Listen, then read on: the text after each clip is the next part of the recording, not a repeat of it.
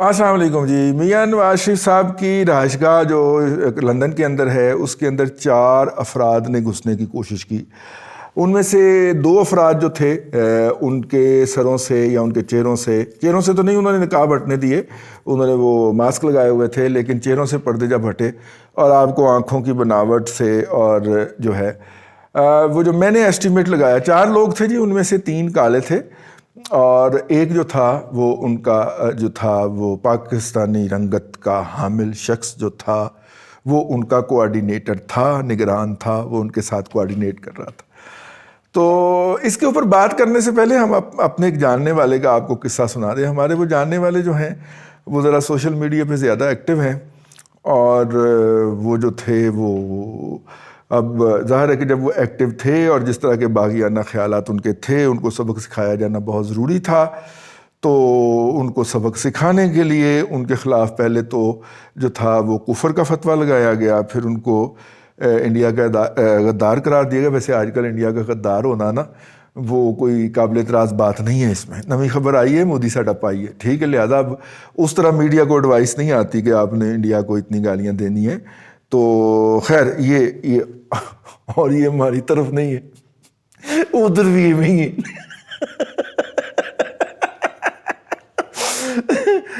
دونوں طرف کے اداروں کو انہوں نے ذرا اپنے اداروں پہ پہلے ہی قابو پا لیا تھا, ٹھیک ہے, اور ہمیں ذرا تاخیر ہو گئی نا, ہم تاخیر کر دیتے ہیں, وہ سیاچین والے حصے پہ پہلے پہنچ جاتے ہیں, ہم پھر بعد میں پہنچتے ہیں, تو ہم ذرا تاخیر سے پہنچے, لیکن قابو ہم نے بھی کر لیا ہوا ہے. بارڈر کی اس سائڈ پہ بھی میڈیا کا وہی حال ہے, ایک دم خبر آئی ہے کہ اب پاکستان بیشنگ بند, اب وہاں پہ پاکستان بیشنگ بند ہو گئی ہے, ادھر بھی بند ہو گئی ہے, انجوائے, ٹھیک ہے. تو وہ جو ہے جی وہ ان کو قرار دے دیا گیا اور پھر ان کو پکڑ کے مہمان بھی بنایا گیا. پھر جب ان کو چھوڑا گیا تو وہ پاکستان سے باہر تشریف لے گئے, اور پاکستان سے باہر تشریف لے جا کے تو وہ ایک جگہ کے اوپر مقیم ہو گئے. انہیں سیاسی پناہ لینے کی ضرورت نہیں تھی کیونکہ پہلے ہی ان کے پاس وہاں کا لیونگ سٹیٹس تو تھا. تو ملک کا میں نام نہیں بتاؤں گا ورنہ میں پڑھیا جاؤں گا. تو لہٰذا وہ بتا رہے تھے کہ ایک دفعہ ان کے اوپر جو ہے انہوں نے ایک آن لائن ویڈیو کو انٹرویو دیا, آن لائن ویڈیو پروگرام کے اندر آئے اور انہوں نے اس کو انٹرویو دیا, اور اس میں انہوں نے بتایا کہ ایک دفعہ ان کے گھر کا دروازہ کھلا اور کچھ لوگوں نے ان کو ایک گھونسا مارا, دوسرا ویڈیو بنا رہا تھا جس سے وہ گر گئے اور وہ ویڈیو بنا کے اس کے بعد فرار ہو گئے. وہ کہنے لگے میں نے ان کا قصہ ان کا پیچھا نہیں چھوڑا, وہاں پہ پاکستانی کمیونٹی کی کچھ پاکٹس ہیں, اس کے اندر میں گیا اور فائنلی جو تھا وہ پختون بھائیوں کے ایک علاقے کے اندر یا ایک کمیونٹی کے اندر میں نے ان کو ڈھونڈ مارا اور نکال مارا. اور میں نے اس بچے کو, نوجوان تھے 18-20 سال کے ہوں گے, 22 سال کے, تو اس نے ان سے پوچھا کہ یار دیکھو میرا تمہارے ساتھ کیا جھگڑا تھا کہ تم لوگوں نے میرے گھر میں آ کے تو وہ ویڈیو بنائی اور مجھے مکہ مارا اور اس کے اوپر وہ سارا کچھ کیا.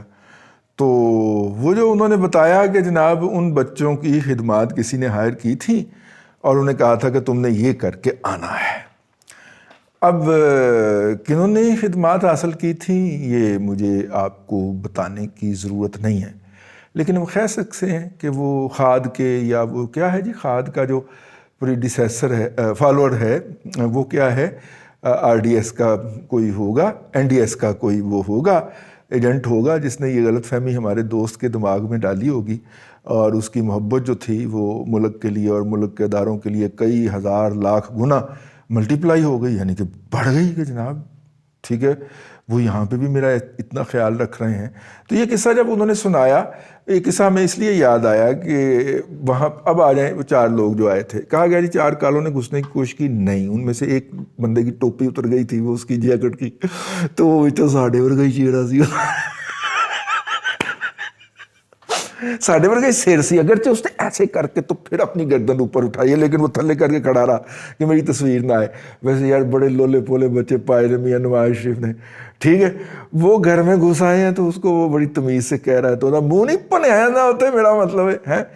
تو خیر وہ جو ہے وہ بڑی تمیز سے اس کو باہر نکلنے کی کہہ رہے ہیں. یار وہاں پہ ماحول بھی شاید ایسا ہو کہ آپ فزیکل اسالٹ کریں تو پھر آپ کے خلاف مقدمہ ہو جائے، بھلے آپ وکٹم ہی کیوں نہ ہوں، جیسا کہ میرا خیال ہے میاں نواز شریف صاحب کے صاحبزادے کے خلاف ایسا ہوا بھی تھا.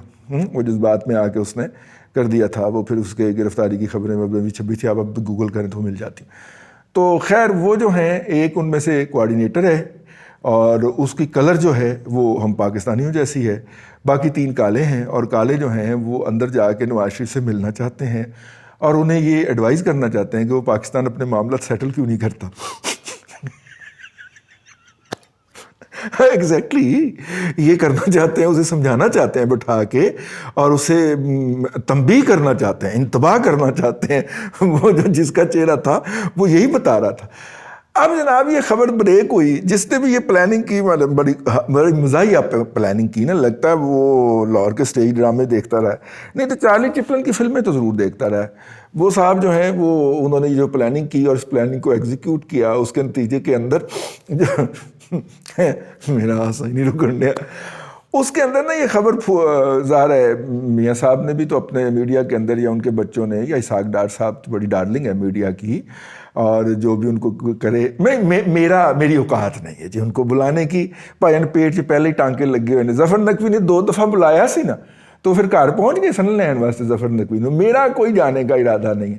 میں ڈاکٹر صاحب کو دور دور سے پیار محبت کا اظہار کرتا رہتا ہوں ان سے، لیکن ویڈیو لاگ نہیں کرنا ہوں ان کے ساتھ. بھائین پہلے ہی گرمیاں ہو تو بڑیاں نے، وہ بھائین جیل میں تو دم گھٹ جاتا ہے وہ جا کے جیسے پھینکتے ہیں، تو اس لیے نہ اپنا کوئی ارادہ نہیں. تو ان کے بھی کوئی رابطے ہوں گے نا 4-5، تو انہوں نے بتایا اپنے رابطہ کاروں کو کہ جناب اے گل ہو گئی ہے. اب دیکھیے اس کے اندر اس کے بعد جو ہے نا وہ مریم نواز شریف صاحبہ کا ٹویٹ آتا ہے، اور اس ٹویٹ کے اندر وہ ذکر کرتی ہیں کہ یہ انہی لوگوں کی کارروائی ہے جنہوں نے ان کو جیل کے اندر مارنے کی کوشش کی تھی، ٹھیک ہے، اور ان لوگوں نے یہ کیا تھا اور میرے ہوٹل کا دروازہ ٹوٹا تھا. اب ظاہر ہے ہوٹل کے دروازہ ٹوٹنے کے نتیجے کے اندر کسی ادارے کے کچھ افسران کا کراچی سے ٹرانسفر ہوا تھا، تو اس کا مطلب ہے کہ خاتون نے براہ راست جو ہے وہ وقار کے اوپر حملہ کر دیا ہے. تو وقار کا تو پھر جواب آنا ضروری تھا. تو پھر وہ جو دمیں تھیں ان کے اوپر وہ نمدہ باندھ کے تو اس کو تیلی لگا دی گئی. تو پھر وہ یوٹیوبر جو ہیں وہ ناچنا شروع ہو گئے. تو اس کے اندر انہوں نے کہا کہ یہ جو پاک فوج کے اوپر الزام لگایا، پائن کتنے الزام لایا، ٹھیک ہے بھائی. اس نے ایک حوالہ دیا ہے جو ان کے فیملی کے ساتھ واقعات ہو رہے ہیں. مطلب انہوں نے کہا ہے کہ میرے والد صاحب کو جیل میں مارنے کے لیے اور میری والدہ کی ڈیتھ بیڈ کے اوپر تصاویر بنانے کے لیے جن لوگوں نے یہ نیچ حرکت کی، اور اب پھر میرے ہوٹل کا کمرے کا دروازہ توڑا، بس یہیں سے خاتون بے احتیاطی کر گئی.